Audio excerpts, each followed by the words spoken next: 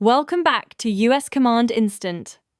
What you're about to hear is the most consequential weapons transfer in the history of the modern Middle East. The Western intelligence community didn't just fail to stop it, they missed it entirely until it was already done. 500 Hwasong, 1-8 intercontinental ballistic missiles, North Korea's most advanced solid-fuel weapon, are now on Iranian soil. This system has a range exceeding 15,000 kilometers. That is enough to strike Israel, every American base in the region, and the heart of the United States itself.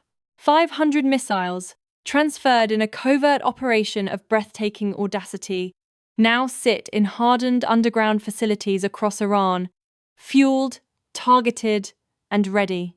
Let that number sink in. 500. The United States currently deploys about 400 Minuteman III ICBMs in its entire land-based force. Iran now possesses a strategic inventory that exceeds America's own ground-based deterrent.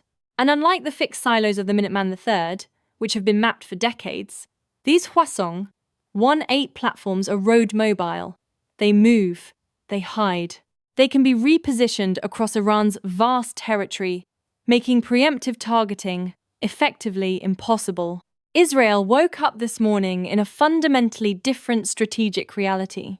The qualitative military edge that Washington has guaranteed for half a century has been obliterated by a single agreement between two sanctioned nations. The question being asked in Washington and Tel Aviv is no longer, did this happen? Satellite imagery and signals intelligence have confirmed it beyond doubt. The question now is, what happens next? How did North Korea and Iran move 500 of the world's most advanced missiles without triggering a response? First, the route was genius, running overland through Chinese territory into Central Asia, avoiding maritime choke points where the US Navy is positioned. Second, the timing was surgical. The transfer took 14 months, moving in small shipments that stayed below the alarm threshold of Western analysts. By the time the full picture emerged, the operation was complete. Third, they used absolute deception, maintaining normal activity at known sites while using unknown secondary facilities for the actual move. The Hwasong 1-8 itself makes existing defense systems obsolete. It uses a 3-stage, solid-fuel propulsion system. Unlike liquid fuel missiles that require hours of visible preparation, solid-fuel missiles can launch in minutes. There is no launch window to strike. Furthermore, its guidance system is independent of GPS. It navigates by the stars. You cannot jam the stars. This means American electronic warfare is useless against its accuracy. To make matters worse, the missile carries a maneuvering re-entry vehicle. It executes evasive maneuvers at hypersonic speeds during its final descent. Current interceptors like THAAD and Arrow 3 were designed for predictable paths. They are not built to hit a target that swerves. Now, multiply that by 500. This isn't a threat you can fix with a software update. It's a threat that requires a total rewrite of global strategy. Whether these missiles carry nuclear warheads is a question Iran has left dangerously ambiguous. But the Hwasong 1-8 was designed for nuclear delivery.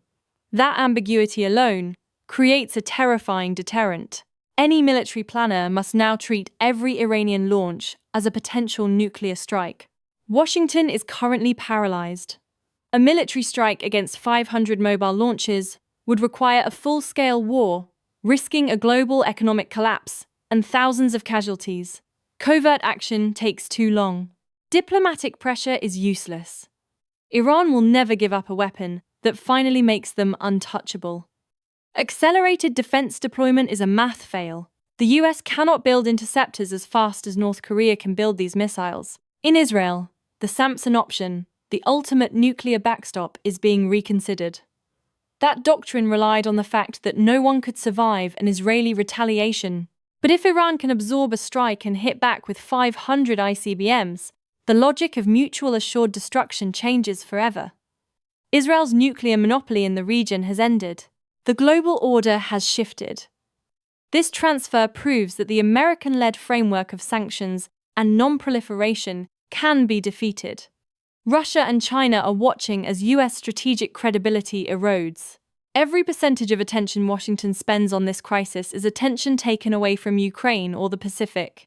The world changed last night. The message to every sanctioned nation is clear.